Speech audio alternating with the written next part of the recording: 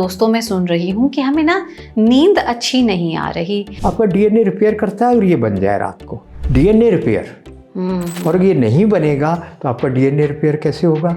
और जब ये बनता है तो ये सूजन को रोकता है, आपकी इम्यूनिटी को बढ़ा देता है, आपकी लीवर को रिपेयर करता है, आपके सारे ऑर्गन को रिपेयर करता है, और सबसे बड़ी बात है ये टी सेल्स को बनाता है जो कैंसर को रोकते हैं। आप कॉफ़ी और चाय पीते हैं, बहुत मॉडर्न है, और बहुत तीखा खाते हैं, वो मिर्च जो आजकल वो चिपकी हुई मिर्च आ रही है। यानी स्ट्रेस भी एक बहुत बड़ा कारण है। प्रभु इतना अच्छा जीवन दिया, 2 रोटी खाने को मिल रही है। तो क्या हमारी जीवन शैली में कुछ गलत है जिसकी वजह से थायराइड के केसेस बढ़े हैं, ये हार्मोनल डिसबैलेंस हो रहा है? 10 बूंद डाल दो, केमिकल न्यूट्रलाइज हो जाएंगे, दही से बनेगा, नकली दूध का नहीं, असली दूध का। कद्दू के बीज और खाकर देखो, मैं गारंटी देता हूँ आप कहेंगे आज स्वाद बहुत बढ़ गया। थायराइड के लिए डिटॉक्सिफिकेशन का एक और तरीका है, ये आटा अगर आप खाओगे बिना छाने तो आप स्वस्थ क्यों नहीं रहोगे। कैंसर सेल तभी बनता है जहाँ पे ऑक्सीजन नहीं है। खापली गेहूँ लाओ, सोनामोती गेहूँ लाओ, सोनामुखी गेहूँ लाओ, उसके ज्वारे उगाकर खाओ, पूरा ब्लड एल्कलाइन हो गया। हर पत्ते में ये गुण है कि कैंसर ठीक कर दे। दिमाग को स्वस्थ रखने के लिए, अपने ब्लड को एल्कलाइन बनाने के लिए एल्कलाइन आहार लो। नमस्ते, आपके साथ मैं हूं तेजस्वी और आप देख रहे हैं north star. Blood sugar, blood pressure, मोटापा, थायराइड, ओबेसिटी, ऐसे कई रोग हैं जिसके मरीज हमें हर घर में आज देखने को मिल रहे हैं। क्या वजहें हैं, कौन सी वो गलतियां हैं जो कि हम अपने रोजमर्रा के जीवन में कर रहे हैं, जिसकी वजह से होता है हार्मोनल डिसबैलेंस और जिसकी वजह से होती हैं ये बीमारियां। सौभाग्य है हमारा कि आज के पॉडकास्ट में हमारे साथ हैं पूरे देश में प्रसिद्ध वैद्य श्री राजेश कपूर जी, जो कि आज हमें आयुर्विज्ञान के कुछ गुर सिखाएंगे और हमें बताएंगे कि कैसे हम हार्मोनल डिसबैलेंस से बच सकते हैं और एक हेल्दी लाइफस्टाइल को अपना सकते हैं। इस खास बातचीत को बिल्कुल मिस नहीं करिएगा, क्योंकि यहाँ पर बातें होंगी आपकी और मेरी, यानी कि हमारी अच्छी सेहत की। तो आइए रुक करते हैं इस बातचीत का। वैद्य जी, बहुत बहुत स्वागत है आपका नॉर्थ स्टार में, आपको साधुवाद। जी धन्यवाद, नमस्कार। तो आज हम हार्मोन्स की बात करने वाले हैं। एक सवाल है जो कि मैं आमतौर पे घर परिवार दोस्तों में सुन रही हूँ कि हमें ना नींद अच्छी नहीं आ रही। सुबह उठते हैं तो सिर भारी रहता है, रात में नींद टूटती रहती है। क्या इसका भी कुछ लिंक है, हार्मोन डिसबैलेंस? बहुत सही बात। पहले तो एक बात, मज़ेदार बात देखिए, भारत में लोगों को हमेशा नींद के लिए कभी चिंता नहीं करनी पड़ती थी, है ना। अभी भी मेरे साथ भी अभी तक तो ऐसा है कि जब नींद आ रही है तो ढोल बजाते रहो, मैं सो जाऊंगा। मेरे पिताजी भी ऐसे ही थे। तो और कुछ लोग ऐसे हैं जिनको नींद आती ही नहीं है। अमेरिका में खासकर ये बीमारी है। शायद आपको पता होगा कि दुनिया के सबसे ज़्यादा पागल लोग अमेरिका में है। दुनिया के सबसे ज़्यादा प्रतिशत में अगर आप देखें तो अपराधी अमेरिका में है। जेलें इतनी ज़्यादा हैं कि अब सरकार को जेलें बनाना उतना मुश्किल हो गया है। और अमेरिका ही एक ऐसा देश है सबसे ज़्यादा मुख्य इसमें, जहाँ पे बच्चे कभी भी गन उठाकर, स्कूल के बच्चे लोगों को गोली से मार रहे हैं जी, है ना। ये चाइल्ड क्राइम आप पढ़िए अमेरिका में। ऐसा क्यों है? विकसित विकसित विकसित, कितना बड़ा विडंबना, कितना बड़ा मजाक है। वास्तव में अगर विज्ञान की दृष्टि से देखें तो एक हमारे अंदर मेलाटोनिन नाम का एक हार्मोन बनता है।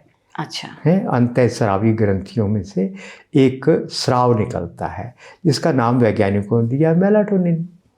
और मेलाटोनिन जब बनता है तो अपने को गहरी बढ़िया नींद आती है, और जब वो नहीं बनता तो नहीं आती।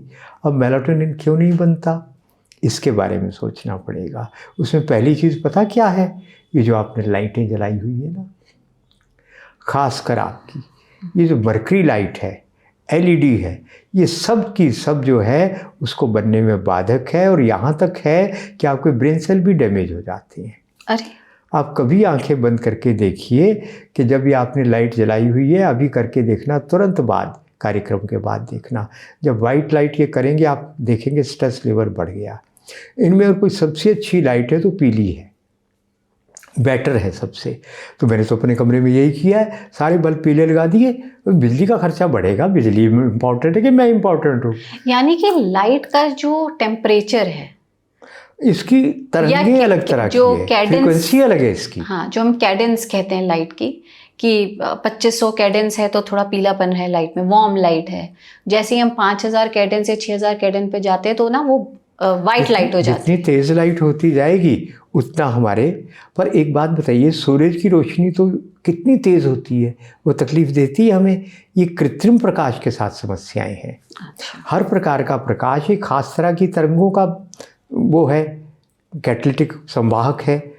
तो उसके कारण अपने सिस्टम के ऊपर अच्छा या बुरा असर होना चाहिए कि नहीं। आपको बताया, ऐसे पेपर भी आ चुके हैं जो ये बता रहे हैं इन प्रकाश के कारण हमारा स्नायु तंत्र, नर्वस सिस्टम डैमेज हो रहा है। इसलिए आपको अगर अपने ऑफिस में काम तो करना है लाइट में, वो तो ज़रूरी है, पीली लाइट। दूसरी बात, ये कब बनता है आपका मेलाटोनिन जो है? तभी बनता है जब अंधेरा हो, रोशनी में बनता ही नहीं है ये। तो क्या करना चाहिए, शाम को जब सोने का टाइम हुआ तो प्रकाश को 2 घंटा पहले कम कर दो। धीरे धीरे उसको वातावरण मिलेगा, सोने के टाइम आप बढ़िया नींद में चले जाएंगे। अच्छा। और ये हार्मोन बनना कितना इम्पॉर्टेंट है, आपको मैं बताऊं क्या कमाल करता है। आपका डीएनए रिपेयर करता है अगर ये बन जाए रात को, डीएनए रिपेयर। और ये नहीं बनेगा तो आपका डीएनए रिपेयर कैसे होगा? और जब ये बनता है तो ये सूजन को रोकता है, आपकी इम्यूनिटी को बढ़ा देता है, आपकी लीवर को रिपेयर करता है, आपके सारे ऑर्गन को रिपेयर करता है। और सबसे बड़ी बात है, ये टी सेल्स को बनाता है जो कैंसर को रोकती हैं। अच्छा, तो आपने मेलाटोनिन की बात की और आपने कहा कि ये जो कृत्रिम यानी आर्टिफिशियल लाइट जो है वो सबसे बड़ी बाधक हो सकती है इसके बनने की। तो सोने के 2 घंटा पहले थोड़ा धीमी कर दें लाइट। तो क्या ये जो हमारे फ़ोन, लैपटॉप और मोबाइल से निकलने वाली लाइट है वो भी, उसे भी आप मानेंगे? स्क्रीन इसकी दुश्मन है। हम क्या करते हैं कि टीवी लगाकर सो रही हैं, हाँ, स्क्रीन देखते हुए सो रही हैं। हाँ। तो स्क्रीन की लाइट इसके बनने में पूरा ब्लॉक कर देती है, इसको बनता ही नहीं है। इसलिए सोने से 1-2 घंटा पहले मोबाइल दूर रखना चाहिए। और अगर नींद अच्छी नहीं हुई तो क्या क्या हो जाएगा? तो आपके सेल रिपेयर नहीं होंगे, डीएनए रिपेयर नहीं होगा, आपके कैंसर सेल मरेंगे नहीं एक बार जब बन गए बॉडी में। टी लिम्फोसाइट्स अगर आपको बनाने हैं तो मेलाटोनिन बनना चाहिए। तो उसके बनने से, यानी नींद अच्छी लेने से आपका कैंसर ठीक होने लगेगा। कितनी कमाल की बात है। मैंने तो सुना नींद अच्छी लेने से मोटापा भी कम हो जाता है। पूरा इम्यून सिस्टम ठीक होता है, मेटाबॉलिक प्रोसेस ठीक हो जाता है, चय अपचय क्रियाएं ठीक होती है। आपने बिल्कुल ठीक सुना है। यानी सिस्टम अगर ठीक से रिलैक्स हो गया। बहुत लोग ऐसे हैं ना कि दवाइयाँ खा खा के पतले नहीं हुए, जैसे ही उन्होंने प्राणायाम किया, आसन किया, साधना की, पतले हो गए। मोटे लोग क्या हुआ, सिस्टम रिलैक्स हुआ, मेलाटोनिन बनने लगा। तो इसलिए रात को अगर आपको गहरी नींद लेनी है तो आपको 1-2 बातें और भी ध्यान रखनी है। अगर आप पॉलीफिल का तकिया लगाकर सोए हैं, आप नायलॉन का कंबल लेकर सोए हैं, तो उसमें से 2 जहर, डायोक्सिन, फेरॉन 2 निकल रहे हैं जहर, वो कैंसर पैदा करते हैं। आपका स्ट्रेस लेवल लगातार बढ़ रहा है। और जब आप रिलैक्स ही नहीं हुए, अंधेरा चाहिए और मन विश्राम में चाहिए, तो आपका कैसे बन जाएगा मेलाटोनिन? तो फिर आपका कैंसर को भी ठीक करने वाले लिम्फोसाइट्स कैसे बनेंगे? इसलिए आपको रात को सोने से पहले पूरा रिलैक्स होना है। टेलीविज़न कमरे में होना ही नहीं चाहिए, सोने के कमरे में मिरर नहीं होना चाहिए। ये छोटी छोटी बातें कितनी महत्वपूर्ण है। कोई इलेक्ट्रॉनिक डिवाइसेस नहीं होनी चाहिए। हाँ, अगर आप आर्ट ऑफ लिविंग का यूट्यूब से योग निद्रा डाउनलोड कर ले तो स्क्रीन बंद करके भी सुन सकते हैं ना आप उसको। फिर थोड़ा दूर रख दो, सुनते सुनते 19-20 मिनट की योग निद्रा आप सो जाओ। सर आपका पूर्व को हो या दक्षिण को हो। अब कई लोगों को तो पूर्व दक्षिण ही नहीं पता होगा, नौजवान पीढ़ी को। यानी साउथ और ईस्ट, नॉर्थ में होगा तो जल्दी राम नाम सत्य होगा, आदमी जल्दी मर जाएगा। और पश्चिम में? पश्चिम में स्ट्रेस लेवल बढ़ जाएगा। तो पश्चिम में भी सर नहीं रखना, नहीं होना चाहिए। वो खतरनाक ज़्यादा नहीं है, पर स्ट्रेस लेवल बढ़ेगा, गहरी नींद नहीं आएगी। और इसको बनाने के लिए एक ऐसी चीज़ मैं आपको बता रहा हूँ जो आज तक किसी ने बताई नहीं होगी। बताया बहुत है, पर ये नहीं बताया इससे मेलाटोनिन बनेगा। आप जब लेटते हैं योग निद्रा लगाओ और 100 बार सांस के साथ मन में ओम बोलो। कभी आप 100 बार ओम नहीं बोल पाएंगे। मैं पिछले 10 साल में तो एक बार भी नहीं बोल पाया, पहले ही सो जाएंगे। पहले ही सो गया। सांस के साथ ओम तो पूरे सिस्टम को रिलैक्स कर देता है ओम। और तीसरी बात, पाँव के तले में गाय के घी की मालिश, या फिर दिल्ली में यहाँ पे एक व्यक्ति कोल्ड प्रोसेस से सरसों का तेल निकालता है जिसको आँख से आंसू आए सूखने पे। अच्छा, ऐसा तेल वही होना चाहिए बस। बाकी जितने लोग हैं उसमें ये झार बोलते हैं ना, जो तीखापन, ये केमिकल से डाल रही हैं और उसको हेक्सेन से निकाल रही हैं। हेक्सेन तो न्यूरोटॉक्सिन, यानी ब्रेन सेल मर जाएंगे अगर आपने हेक्सेन से निकला हुआ तेल लिया। और ये लीगल है हेक्सेन डालना, पूरी दुनिया की सरकारों ने इसको स्वीकृति दी है। ये तो आपका ब्रेन का इम्यूनिटी का दुश्मन है, तो आपको वो सब नहीं चाहिए। तो अब अगर अफोर्ड कर सकते हो तो तेल घर में निकालो। मैं आपको नंबर दे दूंगा। यहाँ पे दिल्ली में एक व्यक्ति है जो कोल्ड प्रोसेस से निकाल रहा है बढ़िया तेल। तो आप वो तेल लो, पाँव के तले में मालिश करो, या कोई भी तेल अच्छे वाला पाँव में मालिश करो, या देसी गाय का घी पाँव में मालिश करो। अरे क्या बढ़िया नींद आने लगती है 2-4-5 दिन में। 2 बूंद नाक में लगाओ, टपकाओ नहीं, ऐसे मालिश करो, नाभि में लगाओ और यहाँ थोड़ा मल दो, बस देखो क्या बढ़िया नींद आएगी। तो मेलाटोनिन बन गया। पर नहीं बनेगा। आप कहेंगे आप ही कहते हो बनोगे, आप ही कहते हो नहीं बनेगा। और इसका रॉ मटेरियल है सेरोटोनिन। अगर आपका सेरोटोनिन नहीं बना तो मेलाटोनिन भी नहीं बनेगा। ये रॉ मटेरियल है, शरीर में होना चाहिए। ये मेलाटोनिन रात को बनता है और इसका लगभग 85% आपके गट की लाइनिंग में बनता है। अच्छा, अगर आपका पाचन खराब है, पेट में अल्सर है, एसिडिटी है, आप कॉफ़ी और चाय पीते हैं, बहुत मॉडर्न है, और बहुत तीखा खाते हैं, वो मिर्च जो आजकल वो चिपकी हुई मिर्च आ रही है जेनेटिकली मॉडिफाइड, वो मिर्च खाते हैं, और ये अंडे खाते हैं जो केमिकल के बने हुए हैं, तो पेट में एसिड तो बहुत बनेगा। जो एसिड बनेगा तो आपकी गट लाइनिंग कैसे ठीक रहेगी, उसमें पेन अल्सर बन जाएंगे, आपके पेट में बैड बैक्टीरिया करोड़ों में पैदा हो जाएगा। तो उसके कारण फिर क्या होने वाला, सीवो सीफो, ये 2 नाम दिए हैं ना, जिसमें जो है आपका बैक्टीरिया या fungal, intestinal over fungal growth या ओवर बैक्टीरियल ग्रोथ हो जाएगी। तो क्या होगा, वो तो 90-85% तो बनेगा ही नहीं। तो ये कैसे गट लाइनिंग को हम दुरुस्त करें कि ये एक और विषय हो जाएगा, अंत में इस पे बात करते हैं कि गट लाइनिंग को कैसे ठीक किए, उसके बिना तो बनेगा ही नहीं। और फिर उसके बिना सेरोटोनिन भी नहीं बनेगा, क्योंकि 90% सेरोटोनिन भी आपके कहाँ बनता है, गट लाइनिंग में। और गट लाइनिंग वो बनाएगी नहीं। आप कहेंगे नहीं मेरा पेट तो ठीक है, गैस्ट्रिक प्रॉब्लम नहीं है। अरे ब्रेन का और आंतों का आपका सेकंड ब्रेन आपके पेट में है, आपको नहीं है पता। और इनके दोनों के बीच में जो कम्युनिकेशन होता है उसको बोलते हैं वेगस नर्व। वो वेगस नर्व दोनों में कम्युनिकेट करती है। अगर आप बहुत शिकायतों से भरे हैं, कंप्लेंट्स हैं, बहुत गुस्से में हैं, आपको बहुत मूड ख़राब रहता है, स्ट्रेस में है, तो यहाँ से वैसे यहाँ क्या आएगा, खराब खराब खराब, तो बैड बैक्टीरिया बढ़ेगा, गुड खराब हो जाए, ख़त्म हो जाएगा, और आपके पेट में पेन अल्सर बनेंगे। जब पेन अल्सर बनेंगे तो वो करोड़ों बैक्टीरिया बुरे वाले मरेंगे, कॉलोनी बना लेंगे, मरकर वो आपकी गट लाइनिंग से अंदर जाएंगे। लीकी गट क्यों हुआ, खाना तो गलत था, आप स्ट्रेस में रहते हैं। यानी स्ट्रेस भी एक बहुत बड़ा कारण है आपके मेलाटोनिन ना बनने का। हाँ, या आप स्ट्रेस के लिए क्या करते हैं, कॉफ़ी ले लेते हैं, थोड़ी देर को आराम मिला, उसके बाद कॉफ़ी लिया, पिज़्ज़ा खाया, बर्गर खाया, कोल्ड ड्रिंक किया, तो आपको एमएसजी ने क्या किया, तुरंत ब्रेन को रिलैक्स किया, एकदम ब्रेन सेल को। तो ये और उसके बाद क्या हुआ, 15 मिनट बाद वो ब्रेन सेल मर गए। कितने, कई लाख। तो स्ट्रेस लेवल और होगा कि नहीं होगा। कैसी एक चेन है बनी हुई। तो मेलाटोनिन बनने के लिए, सेरोटोनिन बनने के लिए क्या चाहिए आपको, कैसे बनेगा गट लाइनिंग में, जब आप हंसते हैं, हा हा हा हा, कोई आपकी तारीफ करता है, आप खुश हो जाते हैं। जैसे जैसे आपका मन खिलता है ना, तो कैसे खिलता है, किसी के लिए कुछ अच्छा कर दो, अच्छा बोलो, कैसे मन खिलता है। मैं आपको एक खेल दिखाऊं बहुत कमाल का, जादू दिखाऊं। जादू तो नहीं है, ये भी साइंस है। अब आप ये कहो, आपको जो मैं कहूँगा वो कहना पड़ेगा, इफ़ एंड बट नहीं बोलना। आप मुझे बोलो आप बुरे, बहुत बुरे हैं, बस एक लाइन बोलो, कुछ और कह सकते हैं? नहीं, आप इतना बोलो, उसके बाद मैं इसको फिर माफ़ी मंगवाऊंगा आपसे। आप बहुत बुरे हैं। कुछ हुआ तो नहीं? नहीं। हाथ सीधे करो। मैं 2 उंगली से दबा रहा हूं, 1 उंगली से दबा रहा हूं।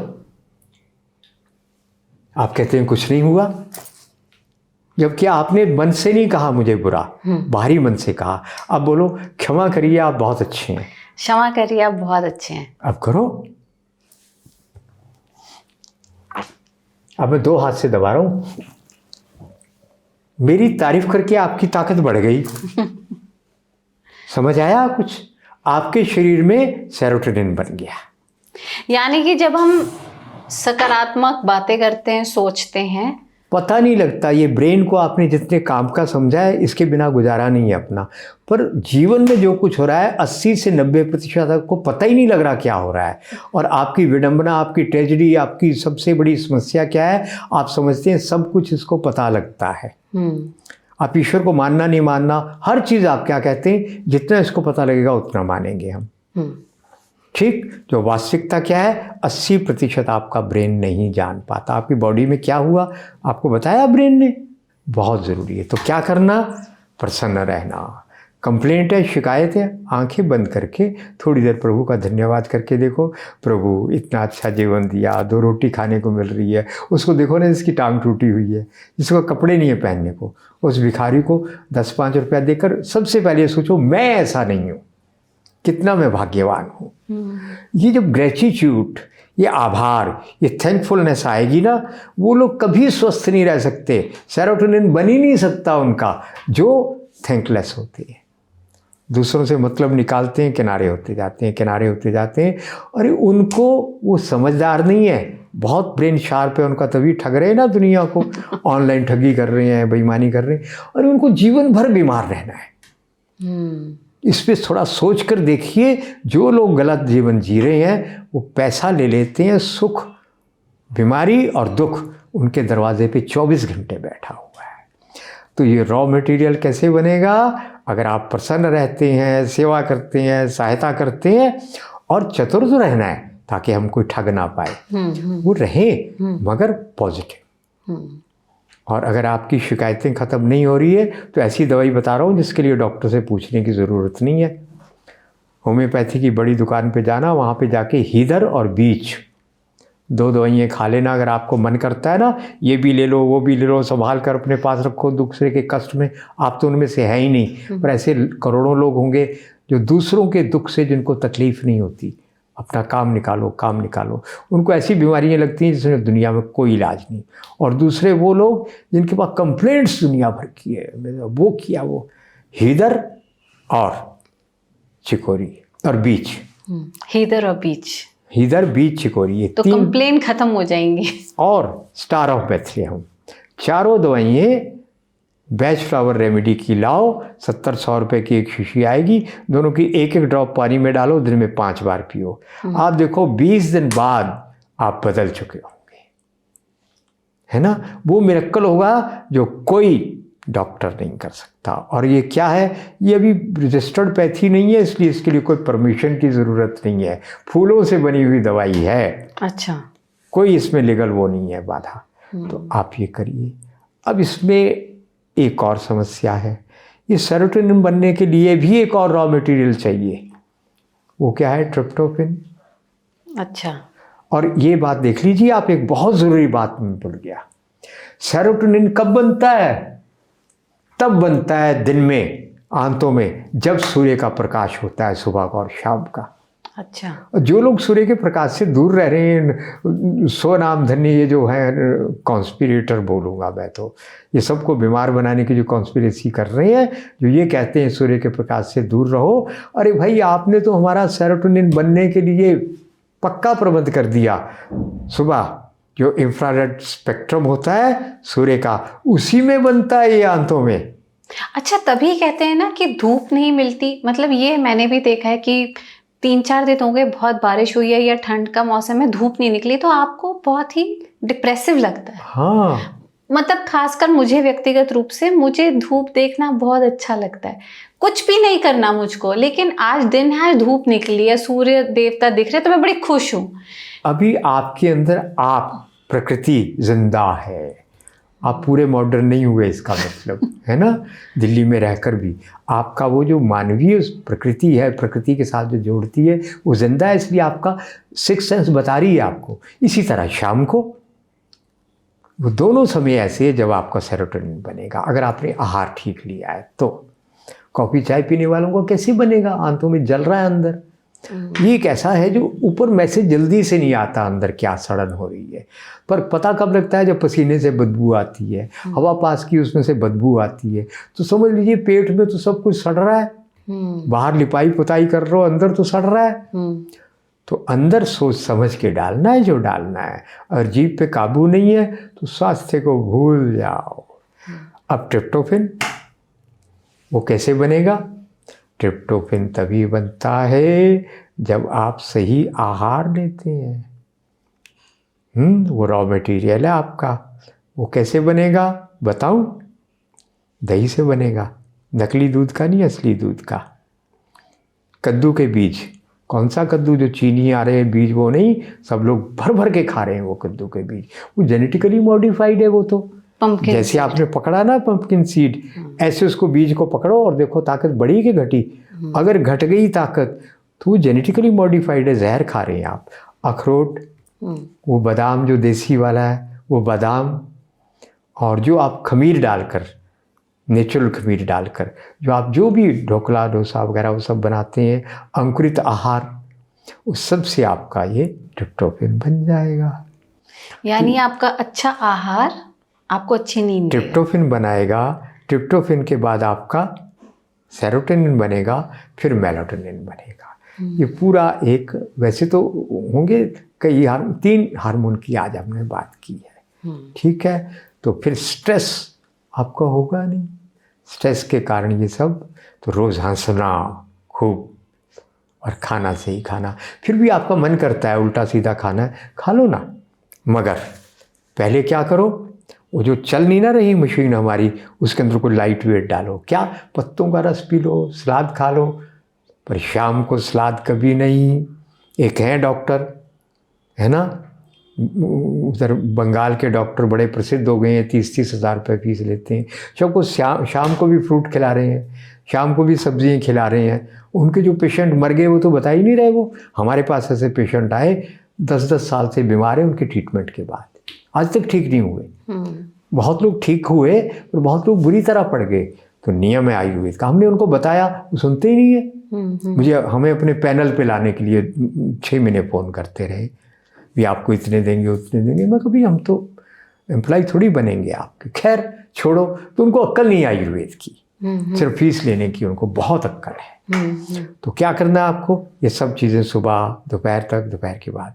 और आज आपको एक और वीडियो में हम बता देंगे, प्रोग्राम एक और करेंगे। बाज़ार में बहुत सी खीरा वगैरह कुछ फल सब्जियाँ हैं, पपीता, जिसको कभी जीवन में नहीं खाना, वो सब जेनेटिकली मॉडिफाइड है। अच्छा, तो इस पर विशेष पॉडकास्ट या एपिसोड हम जरूर आपके साथ बनाएंगे जी, जिसमें हमें पता लगे कैसी सब्जी, कैसी दाल, कैसा तिलहन, क्या खाना नहीं खाना। और एक और आज बड़ी मज़ेदार बात हुई है, हम जो एक्सपेरिमेंट करते हैं ना एनर्जी वाला पकड़ कर, ये हमने अंडे पे किया आज। अच्छा। तो जहाँ मैं ठहरा हूँ वो सुबह ऑमलेट बना रहा था अपने, और जो कमरे में और लोग ठहरे थे, ऐसे ही मन में क्लिक किया भगवान ने, अंडे को चेक करो। मैं तो खाता नहीं हूँ, मैंने उठाया, उसके हाथ में दिया मैंने, बलराम के हाथ में दिया। तो हट्टा कट्टा जवान है वो तो, 25-28-30 साल का। उसका हाथ मैंने दबाया, ऐसे दब गया एक झटके में आराम से। और जब अंडा छोड़ दिया, साफ कर लिए हाथ, 2 हाथ से दबाया तो हिला भी नहीं, है ना। अक्सर देखा जाता है कि हार्मोनल नहीं, मैं एक बात शायद क्लियर होने से रहेगी, सॉरी, क्षमा करें। इसका मतलब आपकी मुर्गी जो है वो केमिकल से बनी हुई सिंथेटिक मुर्गी है। उसका जो अंडा है वो भी केमिकल से बना है। आप ताकत के लिए खा रहे हैं उसका चिकन ब्रॉयलर, वो ले रहे हैं और अंडा खा रहे हैं। अरे असल में तो आपको कमज़ोर कर रहा है वो, लगातार आपको लग रहा है ताकत दे रहा है, आपके साथ फ्रॉड हो रहा है, ठगी हो रही है। जी अब बोलिए। एक और जो बहुत ही कॉमन समस्या है थायराइड की, खास करके हमारे देश में महिलाओं में बहुत बड़ी आबादी है जो कि इससे ग्रस्त है। तो क्या हमारी जीवन शैली में कुछ गलत है जिसकी वजह से थायराइड के केसेस बढ़े हैं, ये हार्मोनल डिसबैलेंस हो रहा है, और क्या अब ये थायराइड की दवाई खाना ही एक उपचार बचा है?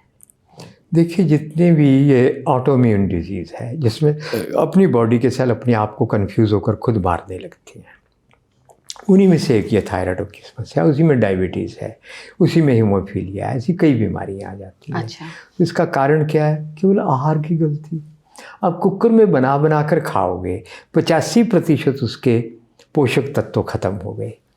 आपके शरीर को आपने दिन भर में 1 किलो खाना खाया और मिला कितना? 150 ग्राम, है ना। 850 ग्राम आपने वो खाया जिसने आपके वॉल्यूम को भरा, मिर्च मसाले ने जीभ को मजा दिया, आपको तो मिला ही नहीं। और क्या हुआ? उसके कारण आपके सेल भूखे मर रहे हैं।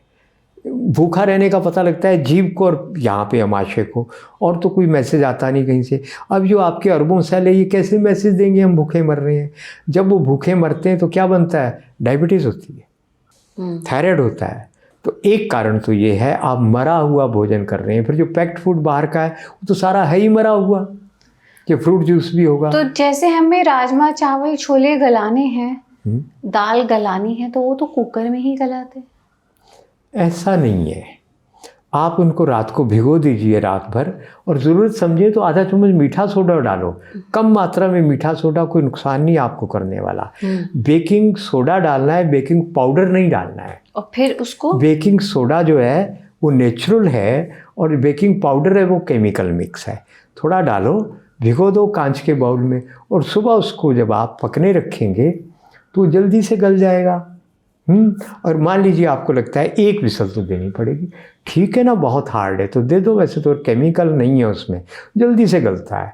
और फिर भी अगर है उसमें केमिकल तो उसमें थोड़ा सा एंजाइम डाल दो ना, 10 बूंदे एंजाइम की डालने से क्या होगा? आपका उसका पूरा वो केमिकल ख़त्म हो जाएंगे। मैं एंजाइम आपको अभी दिखा देता हूँ, मेरे पास बॉटल है एक, 10 बूंद डाल दो, केमिकल न्यूट्रलाइज हो जाएंगे। मेरा जो धनिया रोज़ सड़ जाता था, मैंने उसको इसमें एंजाइम में डिबा कर रखा। कल जब मैं आया हूँ सोलन से, 4 दिन हो गए थे उस धनिए को पड़े। पत्ते कोई पत्ता सड़ा था, बाकी ठीक था। क्या हुआ? केमिकल निकल गए सारे। ऐसे मूली के पत्ते थे, वो भी 4 दिन से पड़े थे, हरे थे। तो आपको केमिकल निकाल देने हैं, उसके सारे डाल करो, पानी वो गिराना है 1 घंटे के बाद। तो आपको फिर से बोलता हूँ, हाँ। जो भी दाल सब्जी हार्ड चीज़ बनानी है, दाल वाल, उसमें कुछ एंजाइम डाला, थोड़ा सा मीठा सोडा, 1-1.5 घंटे बाद उसमें से वो पानी निकाल दिया, धो दिया, केमिकल बाहर चले गए। क्यों चले गए? एंजाइम सारे केमिकल को न्यूट्रलाइज करता है। और मीठा सोडा क्या है? बहुत स्ट्रॉन्ग एल्कलाइन है ना, क्षार है ना। दुनिया के लगभग सारे जहर अम्ल होते हैं, एसिडिक होती हैं। तो एक स्ट्रॉन्ग एल्कलाइन जब होता है तो प्रोसेस चलता है, उसमें से निकलकर एल्कलाइन में आ रहे हैं वो सारा एल्कलाइन हो रहा है। आपने धो दिया, फिर से भिगो दिया, दूसरे दिन आप पकाएंगे, आपको हैरानी होगी वो आधे टाइम में गल रहा है।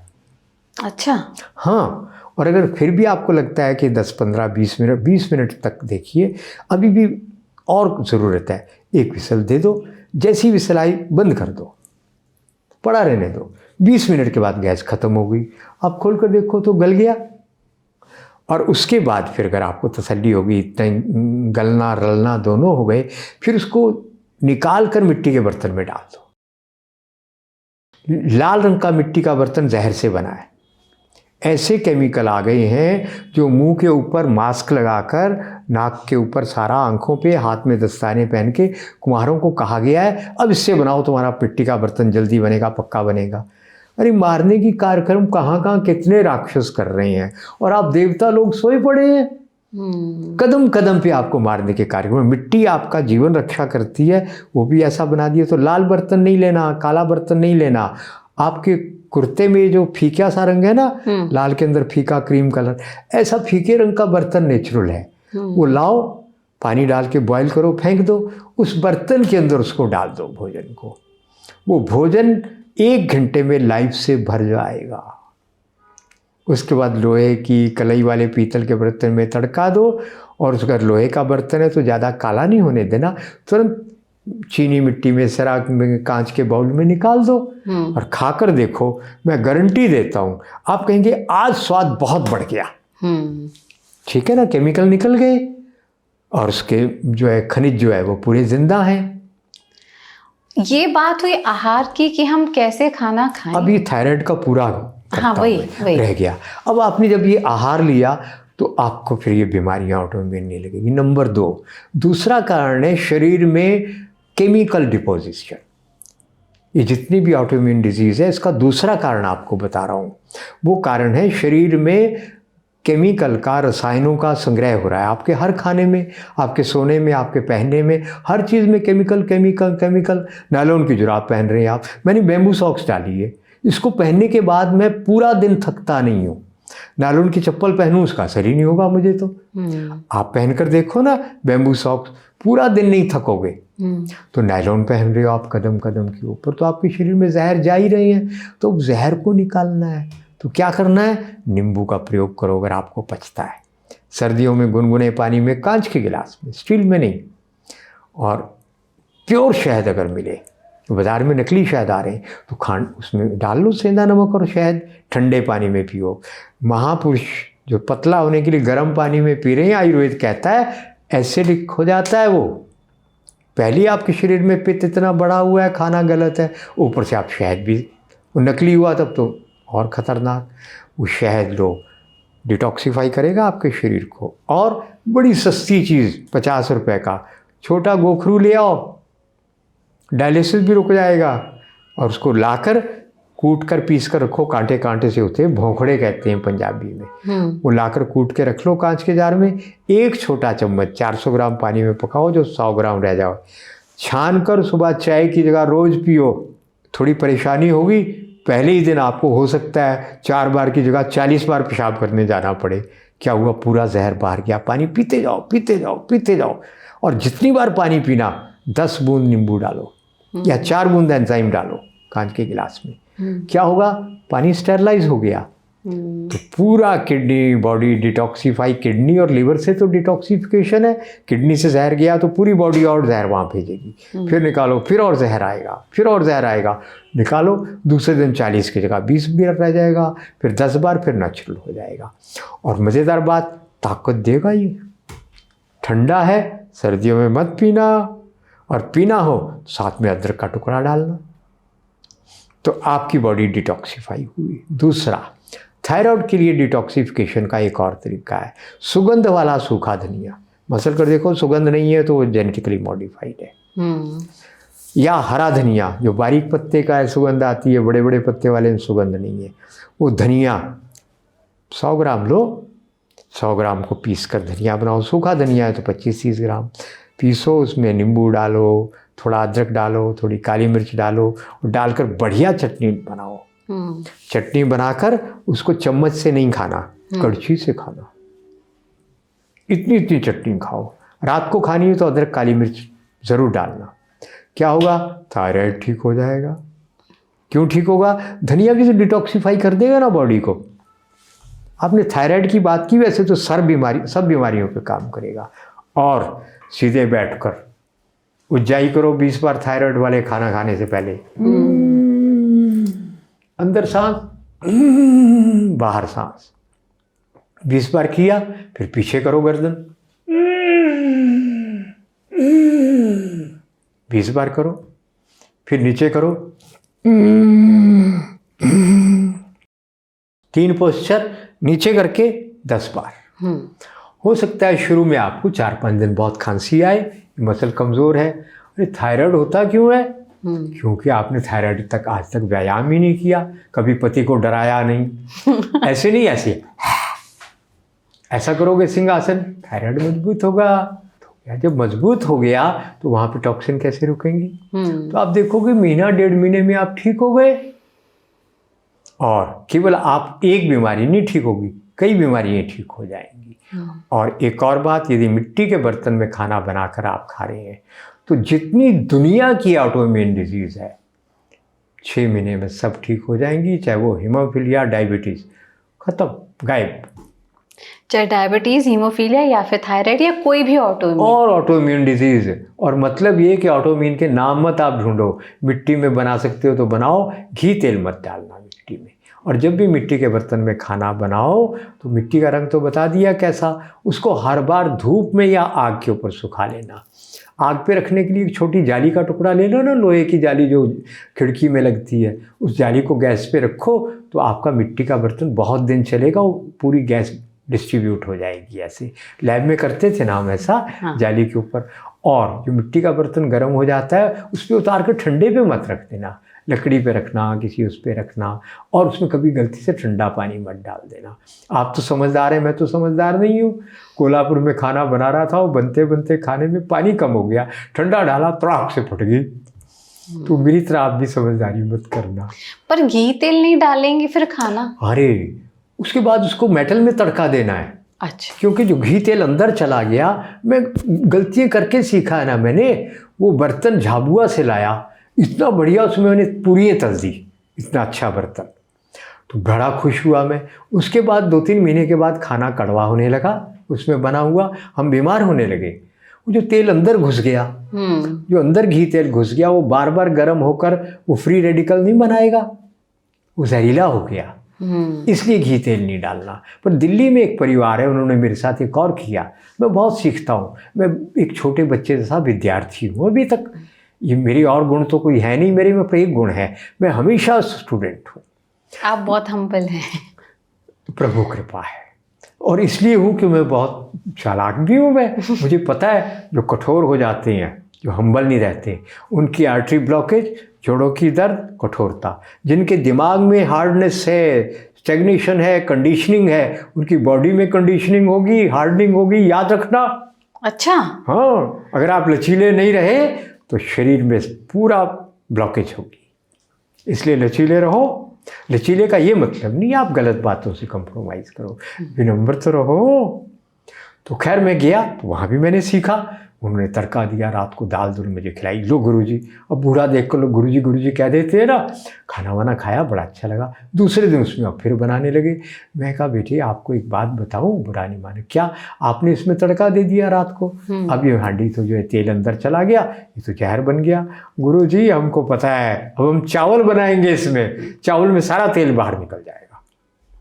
वाह, अच्छा। देखो ये लोग बहुत कुछ जानते हैं, सीखने वाले बनो, सिखाते हैं। तो अगर आपने उसमें घी तेल डाल ही दिया तो अगली बार चावल ज़रूर उबाल दो, पूरा बाहर आ गया। तो ऐसे आप सब ठीक हो जाएंगे। तो क्या मोटापा भी हार्मोन डिसबैलेंस की वजह से होता है? निश्चित रूप से।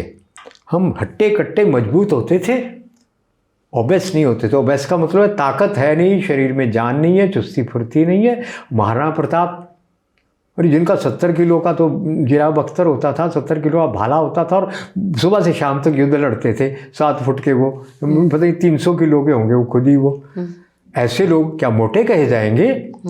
मोटे तो वो है जो अमेरिका में मर जाते हैं मोटापे से। क्यों हो रहा है?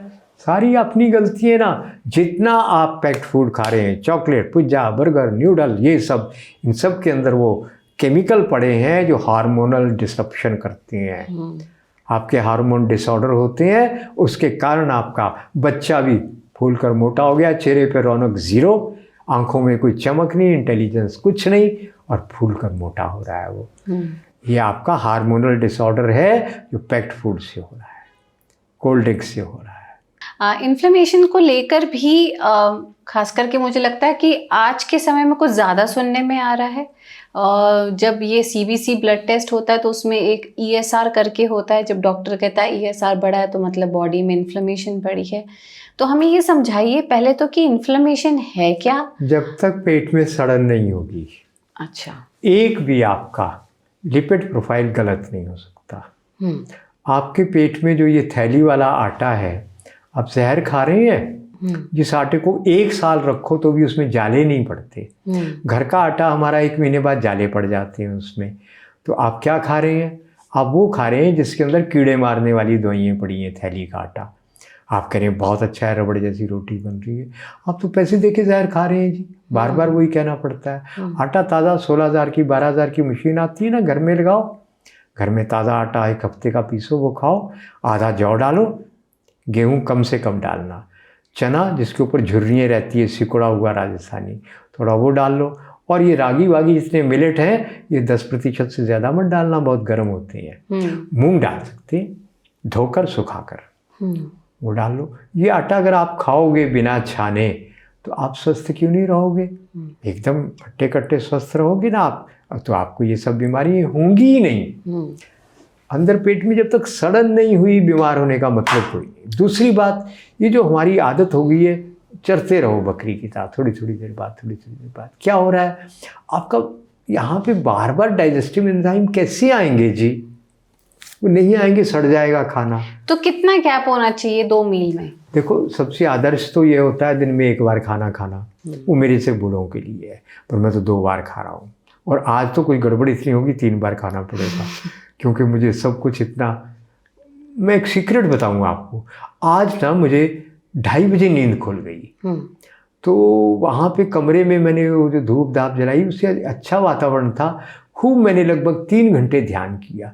वो 3 घंटे ध्यान करने से जिस बूढ़े को दिन में 2 बार रोटी खाकर नहीं पचती थी, आज तीसरी बार खाने को मैं तैयार हूँ। मुझे लग रहा है दिन में भी खाऊंगा, शाम को भी खाऊंगा।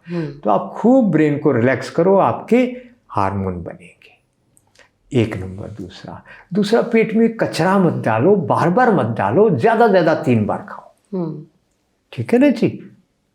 रक्तचाप और ब्लड प्रेशर, क्या इसको भी हम हार्मोनल डिसबैलेंस से जोड़ेंगे? ये लाइफस्टाइल से जुड़ा हुआ है जी। आपका नमक जो है, आप वो साल्ट खा रहे हैं आयोडाइज साल्ट को डिज़ाइन किया गया है बहुत चालाकी से। उसके सारे मिनरल 80 या 92 मिनरल हैं उसके अंदर। उसको 1200 डिग्री पे गर्म किया, सारे मिनरल उड़ गए। और हमारा एक थ्योरी है, वो हमेशा याद रखना, single salt segregation leads to टॉक्सिफिकेशन।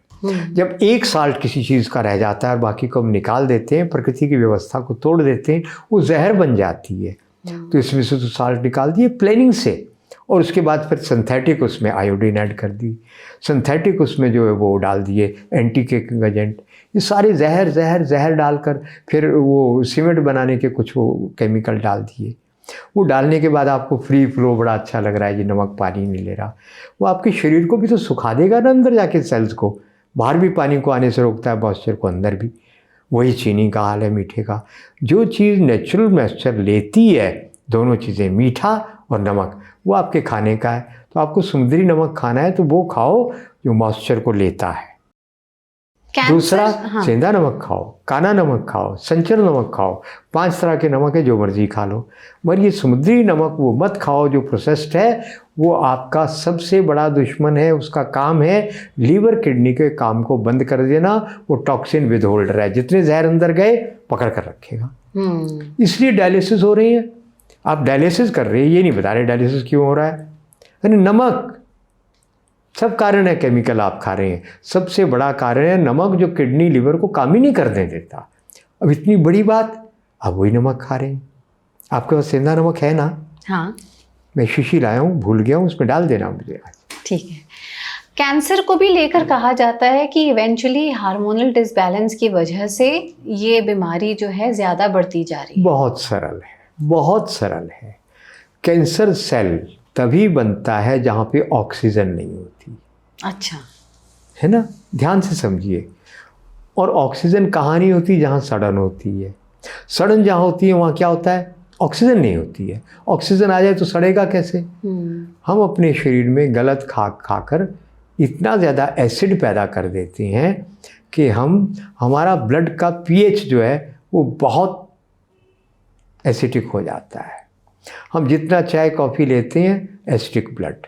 आपको मैं गारंटी से कहता हूँ, आपको गठिया, आर्टरी ब्लॉकेज और कैंसर, ट्यूमर, पिगमेंटेशन तब तक नहीं हो सकती जब तक आपका ब्लड एसिडिक नहीं है।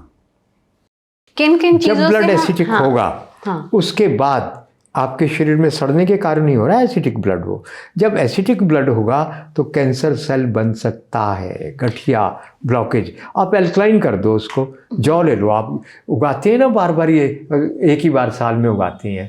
ये जौ आप बार बार उगाओ, और जब ये 9-10 दिन के इतने ऊंचे हो जाए, काट कर थोड़ा अदरक डालकर पीस के इनका रस पी लो। अदरक इसलिए बहुत ठंडा है।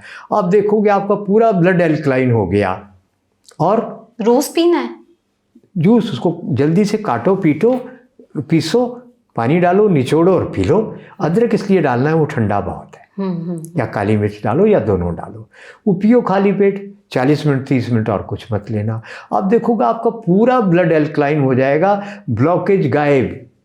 तुलसी के 10-5 पत्ते डालोगे तो और अच्छा हो गया। नहीं मिलता वो, पेठे का रस ले लो, निकाल लो, या लौकी और देसी उसका रस निकाल लो, 1 गिलास रस, और जो बच गया उसकी रोटी बनाओ, पराठे बनाओ, कोफ्ते बनाओ, कुछ बना लो। आप देखोगे 20-25 दिन में आपका पूरी ब्लॉकेज क्लियर। और कैंसर कहाँ से बचेगा? ये जो दुनिया का सबसे महंगी बीमारी है, 40-50 लाख रुपया लगकर आदमी की लाश मिलती है आपको, बचता फिर भी नहीं है। जो कहते हैं ना कि इस इलाज से ठीक हो गए, मुझे एक पेशेंट बताओ जिसका आपने 40-50 लाख से इलाज किया, वो कैंसर से नहीं मरा। एक तो पेशेंट बता दो दुनिया में जो कैंसर से नहीं मरे वही है जिन्होंने नेचुरोपैथी की है। नेचुरोपैथी से ठीक हो जाएगा कैंसर? उसको दोबारा कैंसर नहीं हुआ, मरना तो है ही एक दिन, कैंसर से नहीं मरा वो केवल वही है जो आपने डॉक्टर विगमोर के बताए हुए गेहूं के पत्तों पर। गेहूं भी आपकी गलत है, वो 1500 बार मॉडिफाई हो गई है। किताब आप में गेहूं एक लाओ, गुडविक डाइट भी है, खापली गेहूं लाओ, सोनामोती गेहूं लाओ, सोनामुखी गेहूं लाओ, उसके ज्वारे उगाकर खाओ, पूरा ब्लड एल्कलाइन हो गया। यानी कि उसको, उस गेहूं को भी हम बो दें? रात को भिगोया। हाँ, हम तो ऐसा करते हैं ना जी, छाया में 8 गमले रखती है मिट्टी के, ठीक है, और लगभग 1-1 फुट के, ऊपर सरफेस चौड़ी चाहिए, चाहे आप इतना ऊंचा वो लो, परात जैसा गमले वो लो, और उसमें रेत डाल दो। अच्छी मिट्टी हो तो आधी मिट्टी डालो, नहीं तो सिर्फ रेत धोकर उसमें साफ रेत डाल दो। फिर गेहूं को भिगो दिया साफ पानी में, एंजाइम की 10 बूंदें डाल दी उसमें, डालकर सुबह तक वो पानी फिर निकाल दिया। एक बार तो एंजाइम डाल के पानी फेंकना भी है, केमिकल निकल जाए। फिर दोबारा पानी डालो, उसमें भी 10 बूंद एंजाइम। सुबह तक वो गेहूँ फूल गई, अब पानी निकाल देना, सूती कपड़ा गीला करके ढक देना। गर्मियों में शाम तक उसमें अंकुर आ जाएंगे। अब उसको लेकर उस गमले में फैलाओ, ऊपर से एक मुट्ठी धीरे धीरे वो रेत मिट्टी छिड़क दो, ऊपर से पानी का छींटा मारो। ऐसे हर रोज़ 1-1 गमला बोते जाओ। 8वां जब दिन होगा तो पहले गमले में क्या हुआ, इतनी बड़ी गेहूँ हो गई। एक मुट्ठी काटो, उखाड़ो नहीं, काटो, काट कर उसको एक मुट्ठी लेकर कूटो, पीसो, 30 मिनट तक उसका क्लोरोफिल जिंदा रहता है। हर पत्ते में ये गुण है कि कैंसर ठीक कर दे, मगर सबका क्लोरोफिल जल्दी मर जाता है। गेहूं का सबसे देरी से मरता है। विगमोर की यही खोज है, डॉक्टर विगमोर की। तो आप रस पी लो। अब लोग इससे ठीक नहीं हो रहे, क्यों? अरे गेहूं को 1500 बार मॉडिफाई कर दिया, खराब कर दिया। इसलिए मैं कहता हूँ जौ ले लो, दोनों को मिला के उगा लो। तो वो जिस दिन आप 8वां गमला फिर से काट कर लगाएंगे, पहले गमले में फिर गेहूं उग चुकी होगी, इसलिए कैंची से काटा। कितना सरल है पेठे का रस। अब दिल्ली की बात है, संघ कार्यालय की, वहाँ पे जो सुदर्शन जी जब सरसंघ चालक होते थे आरएसएस के, उनको फ़ोन किया जी फलाना कार्यकर्ता जो है उसको हॉस्पिटल में एडमिट कराया, ऑपरेशन होना है, बाईपास सर्जरी होगी, उनका ब्लॉकेज हो गई है। उनका तुरंत वापस लाओ उनको हॉस्पिटल से, कि जी 1 हफ्ते बाद डेट दे दी, वापस लाओ। वापस लाए, उन वैद्य से बात करो। एक वो कार्यकर्ता वैद्य थे, बात की, उन्होंने क्या दिया उनको पता है? उनको क्या दिया? 1 गिलास लौकी देसी का रस, तब नकली लौकी नहीं आई थी, उसका रस, 8 पत्ते पुदीने के, 8 पत्ते उसके तुलसी के, और 8 काली मिर्च पीस के उसमें मिलाई, 21 दिन पिलाई, 21 दिन जांच कराई, ब्लॉकेज 100% क्लियर। अच्छा, यानी एल्कलाइन खूब लो एल्कलाइन। इतनी सी बात है। अब हमको क्या करना चाहिए? अब एक और बात इसमें जोड़ लीजिए आप, हमारी बड़ी आंत में जो बैक्टीरिया है, करोड़ों बैक्टीरिया, वो बैक्टीरिया जब मरता है तो आपका पूरा इम्यून सिस्टम डिस्ट्रॉय होता है, तब लिपिड प्रोफाइल ख़राब होता है। वो 30 फुट ऊपर आकर छोटी आंत में अपनी कॉलोनी बनाती हैं, और जब वो मरते हैं तो वहाँ पे एसिड बनता है तो फिर अल्सर बनते हैं। अब आप उनका आहार उनको नहीं दे रहे हैं, बड़ी आंत का मूड ख़राब होता है, चिड़चिड़ापन होता है, नेगेटिव थॉट्स आते हैं। अब कितना पॉजिटिव सोचो, आएगा ही नहीं। यहाँ से वैगस नर्व से मैसेज ही नेगेटिव आ रहे हैं लगातार आपको। अब कुछ भी कर लो, तो क्या करना है आपको? आपने अपनी बड़ी आंत में जो अंधेरे में बैठे 8 फुट के बैक्टीरिया हैं, वो करोड़ों, उनको आपने उनका आहार नहीं दिया। उनका आहार जानते हो क्या है? फाइबर। जो छोटी आंत में पचता नहीं है, उनका आहार है, उनको दे दो। आप कहेंगे यार आज मूड बड़ा अच्छा है, आपने गलती से फाइबर खा लिया। चोकर है जो छान कर बचता है, वो साफ अपनी गेहूँ है, वो पत्ते, आप सब कुछ फाइन फाइन खाओगे, कैसे चलेगा। तो जब फाइबर वहाँ पहुँचता है वो प्रसन्न होते हैं। जब वो प्रसन्न होते हैं, यहाँ मैसेज आता है प्रसन्नता का वेगस नर्व से, तो उनको उनकी डाइट रोज दो। लगभग 70% आपका फल सब्जी फाइबर होना चाहिए, 30% आपका ये फाइन वाला खा लो, चल जाएगा। पूरी पारी भी कभी कभी खा लो, कोई बात नहीं, मैदे वाली नहीं, आटे की। और पूरी को अगर आपने भटूरे बना दिए ना, उसको खमीर पैदा कर दिया, तो ऐसा लगेगा खिचड़ी खाई है, यूं पचेगा। ठीक है ना जी। तो फिर वो आप अपने स्वाद को भी मत मारो, वो थोड़ा 30% लो। आप तो 90% वही खा रहे हैं फाइबर, कभी 10% है, कभी वो भी नहीं है। हाँ, ठीक है। तो कंक्लूजन के नोट पे कोई ऐसी 3 चीज़ें बता दीजिए या 5 चीज़ें बता दीजिए जो हम हमेशा करें जिससे हम बचे रहें हार्मोनल डिसबैलेंस से, कि ब्लड प्रेशर नहीं होगा, कैंसर नहीं होगा, डायबिटीज़ नहीं होगी, मोटापा नहीं होगा, थायराइड नहीं होगा। एक तो आप दिमाग को स्वस्थ रखने के लिए ग्रेटिट्यूड, आभार, और सेवा करने से जहाँ स्वार्थ नहीं है, मतलब नहीं है, परिचय नहीं है, सेवा करो। गुरुद्वारे में जूते जाते जो पॉलिश करते हैं ना सिख लोग, उनकी कल्चर ही अलग है। कुछ तो ऐसा कर डालो जहाँ परिचय नहीं, सेवा कर दो। अहंकार पिघलेगा, अहंकार आपका दुश्मन है। ठीक। नंबर 1 तो आपका हार्मोनल सेक्रेशन अच्छी हो जाएगी। नंबर 2, अपने ब्लड को एल्कलाइन बनाने के लिए एल्कलाइन आहार लो। और नंबर 3, रात को सोने के लिए सही दिशा में सर करके सही ढंग से योग निद्रा सुनते हुए सो जाओ। और सोने से पहले प्रार्थना, धन्यवाद धन्यवाद, जो मांगना है मांग भी लो। और सुबह उठते ही धन्यवाद और कृपा। जब आप कृपा विनम्रता से मांगते हैं, वो आती है, बरसती है। बस ये 3 काम करो ना, जीवन बदलेगा। और खान पान रहन सहन ठीक कर लो। वैद्य जी, आपने अपना मूल्यवान समय निकाला, इसके लिए मैं आपका तहे दिल से शुक्रिया करूंगी। बहुत बहुत धन्यवाद। और आप बहुत अच्छा काम कर रहे हैं समाज में, हम सबके लिए ये संदेश आप लेकर आ रहे हैं कि कैसे हम अपने जीवन को अच्छा कर सके। इससे बड़ा वरदान हमारे लिए क्या हो सकता है कि आप हमारे बीच हैं। ये सारी सृष्टि देवियों से चल रही है। ब्रह्मा विष्णु महेश भी जब फंस जाते हैं ना, तो देवी शक्ति की, वो शक्ति की आराधना करती हैं। आप शक्ति स्वरूपा हैं जी। आपके लिए मेरी शुभकामनाएं। हम पे भी अपनी कृपा बनाए रखो। थैंक यू वैद्य जी, आपके शब्द बहुत अनमोल है और more power to you. Hariom. Hariom. तो हमारा आहार, हमारे भाव और सूर्य, यही हमारे जीवन को संचालित करते हैं। इस ज्ञान को आप जितनी जल्दी अपने जीवन में उतार लेंगे, उतने सुखी रहेंगे और सेहतमंद भी। उम्मीद है आपको हमारा ये पॉडकास्ट पसंद आया होगा। लाइक, शेयर, सब्सक्राइब करना आप ना भूलें। एक रिक्वेस्ट और है कि पॉडकास्ट के अंत में कमेंट सेक्शन में हमें ये लिखकर ज़रूर बताएं कि अगले एपिसोड में किस विषय पर आप ख़ास बातचीत को सुनना चाहेंगे। अभी आपसे इजाज़त लेते हैं। भगवान की असीम कृपा आप पर बनी रहे, आप सब सेहतमंद रहें और एक खुशहाल जीवन को व्यतीत करें। Thank you.